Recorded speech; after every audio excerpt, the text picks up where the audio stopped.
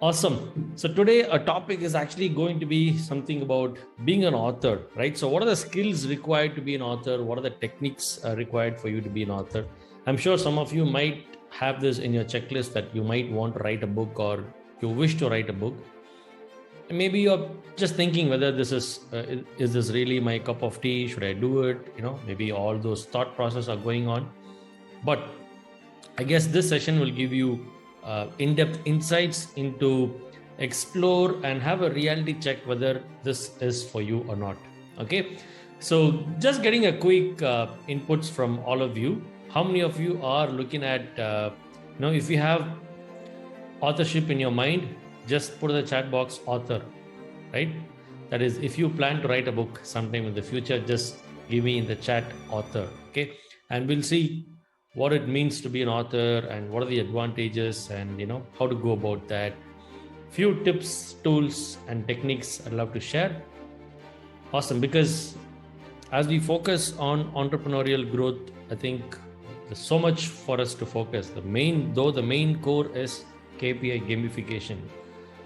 A lot of areas need to be focused, such as financial disciplines, accounting procedures, compliances, international markets, branding, authorship, digital selling, lots of things, and even the unknown things we wanted to see how we can tap them as well, right? The world is now talking about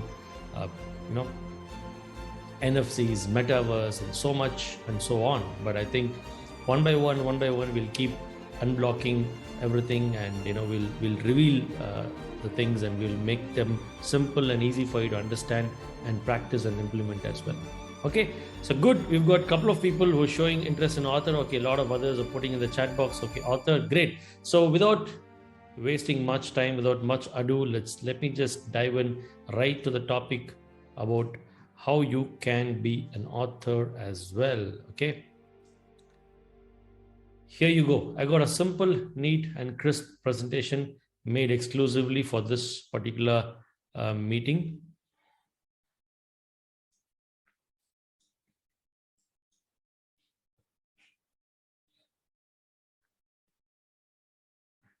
Okay, just a second. Let me just enable the chat as well so that I can know what you're typing in.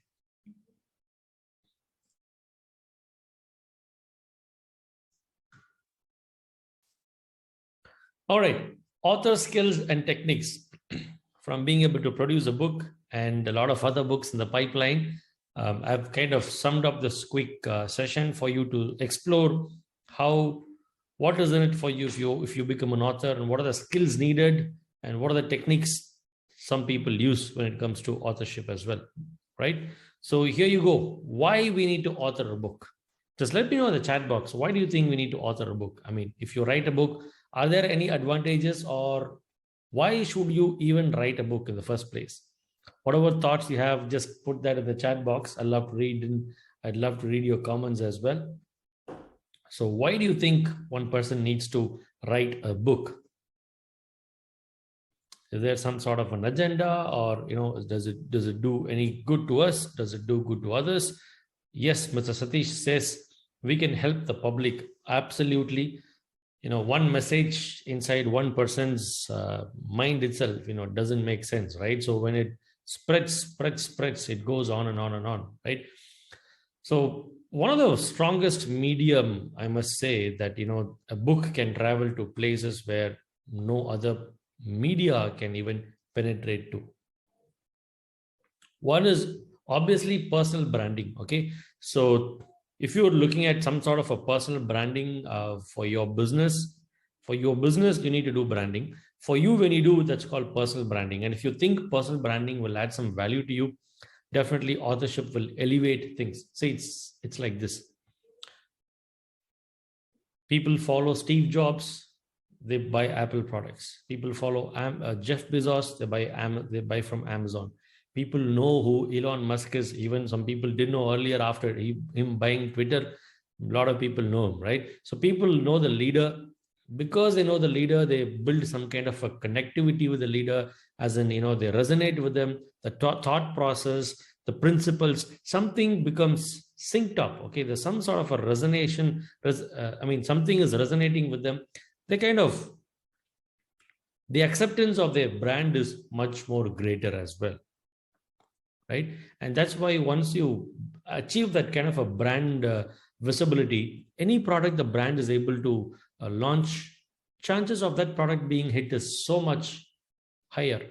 Similarly, like, I know XYZ person. Just think about your own name. Okay. So I know XYZ person, and I know that this person is running this particular company because I believe this person and I share great values, and we believe in some of our principalities are same. I think I'll be comfortable working with him, whether I want to take a bank loan, or maybe I want to outsource production to him, or I want to appoint him as some sort of a consultant for me, or maybe I want to, tie up with him as a vendor, or I want to procure raw materials from him, because I think this person, there's some kind of a face value, right? So just put in the chat box face value. The most professional form of face value, probably you can call it as personal branding. And if your face value increases, obviously the chances of you getting better deals, better business orders, obviously will also get boosted. And when you become an author, definitely there's an uplift. There's a very good face value for you, and because of that, a lot of businesses will flow. Don't worry. The thing is, here's the catch: being an author will give you good face value. At the same time, people will understand that they may not be able to directly work with you, but they will be okay to work with your team, knowing that you're behind them. You got it? So that's the advantages of author, right? So maybe just give me some of your favorite authors' names. Okay, maybe any books that you've read recently. Just give me one or two authors' names. Let's see what books you all read. Okay, some famous Indian authors are there. Like, I think we have Mr. Chetan Bhagat and Rashmi Bansal. Few other authors, Simon Sinek. Yes, Dr. Abdul Kalam, obviously. Wings of Fire. Shiv Khera. Okay, so here's what I'm saying. So when you read Shiv Khera's book, and when there is an opportunity for you to work with them, you understand that I understand I cannot work with Shiv Khera directly, but I can work with his team. But I will be happy if he will be supervising what work his team is doing for me, right? So that thing can be achieved when you're author. So you're manufacturing maybe water heaters or water purifiers, or maybe any machining or components. So people will be happy. It's like when Jeff Bezos writes a book, and if you read that book, you're not expecting to talk to Jeff Bezos directly, but you're happy to use Jeff Bezos's products, which is Amazon, AWS, and all that stuff. But knowing that somewhere down the line, he is supervising everything. So that feel can be achieved. Rhonda Byrne, okay. So that gives you a good advantage in terms of personal branding. It can also act as a lead magnet. Lead magnet is when somebody reads your book, the brand awareness is increased. You remember AIDA, right? AIDA, awareness, interest, desire, action. So more people discover about you, more people discover about your business. And below the book, you'll give your links to your LinkedIn, Instagram, whatnot, right? So people kind of, maybe your podcast and all that stuff. So YouTube channel, people kind of build a connection with you as well. So it also can act as a lead magnet. And you can prove that you're a good authority in that particular domain, in whatever subject. See, being a subject matter expert is not something that's so easy, but when you author a book, it kind of, proves that, not everybody can actually author a book. So it kind of proves that you have so much of dominion over that particular subject. So domain authority can be strongly established when you sort of author a book. And last but not the least is share and leave a legacy. Whatever you know, you share it to the world and you leave a legacy. Give me a rough number of years in the chat box. Maybe your dad used a book, or your grandfather used a book, grandfather's father used a book. If you have like 30-year, 40-year, 50-year, 100-year-old book or if you've seen that book, just give me a rough number in the chat. Like, what is the maximum, what is the oldest book that you've come across, or maybe you have even in your home? What is the oldest book that you have in your home? Like how many, what would be the age of that particular book? Okay, 40, okay. 40, 45.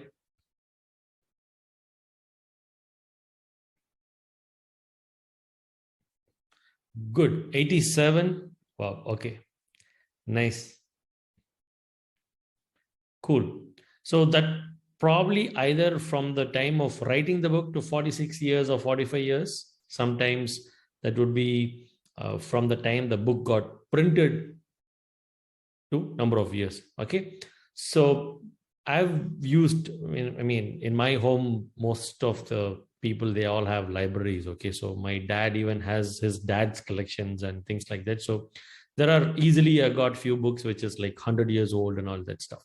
So what I'm trying to tell you is lifespan for a book is so strong, okay, that even the next generation can read it. So you're leaving a legacy, and on your name, it's like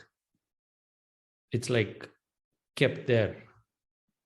Your name is just there. Like, what have you left in this world? You left a good book.